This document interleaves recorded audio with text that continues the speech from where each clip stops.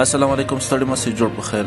نن یکشنبه د 1404 کال د اسد میاشتې 19 نیټه چې د 2025 کال د اګست میاشتې له 10 نیټې سره سمون خوري. د سکون راډیو ویبپاڼې او خواله رسنیو څخه د نن ورځې لنډو او وروستیو خبرونو ته زه عبدالبیس ویدي ستاسو هرکلی کوم.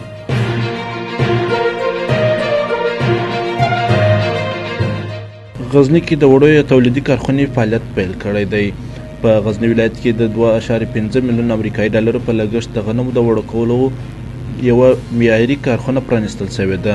ځایي مسؤلینو په خبره دغه کارخونه د یوه ملي پانګوال لخوا په 6 جریبه ځمکه او په 5 پوړیزه ودانۍ کې د 14 میاشتو په موده کې جوړه شوې چې په ورځني ډول د 250 ټنه وړو د تولید ظرفیت لري. د یادې کارخونې مسؤلین وایي چې د دې پروژې هدف د بیکارۍ او فقر کمولو او د ځوانانو لپاره د کار زمینې برابرول دي.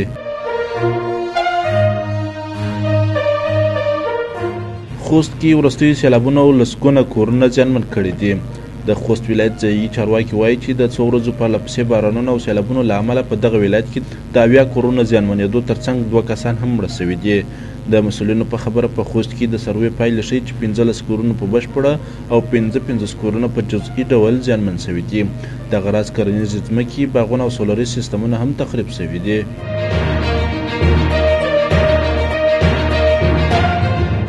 جوزجان کې د 21 میلیون افغانۍ په لګښت د یوې پروژې چارې پیل شوي دي.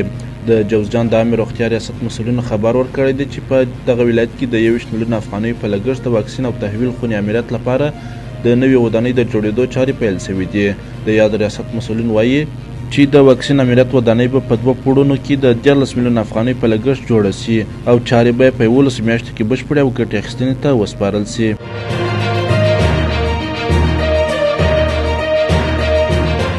زرګونو اسرائیلیانو د جګړې د پراخېدو پر ضد لاریون وکړ. د راپورونو له مخې د غزې په تړاو د نتنیاهو د نوي پلان پر ضد پرون ماښام په تل ابیب کې زرګونه اسرائیلیانو لاریون وکړ او ورسره یې د برمته شویو کسانو د تبادلې غوښتنه هم وکړه. رویټرز په یوه راپور کې ویلي چې د برمته شویو اسرائیلیانو د کورنیو غړو د دغه لاریون په ترڅ کې هڅې کولې چې له تل ابیب سره نښلېدونکې اصلي لارې بندې کړي، خو پولیسو یې مخنیوی کړی دی.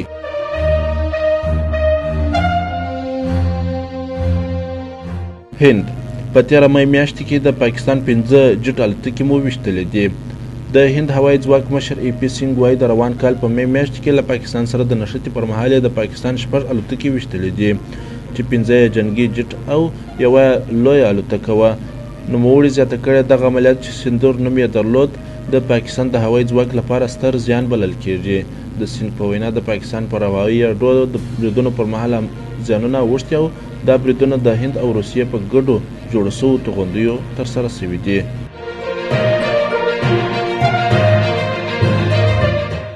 دا وه د نن ورځې لنډ، مهم او وروستي خبرونه. تر بیا د خدای په امان.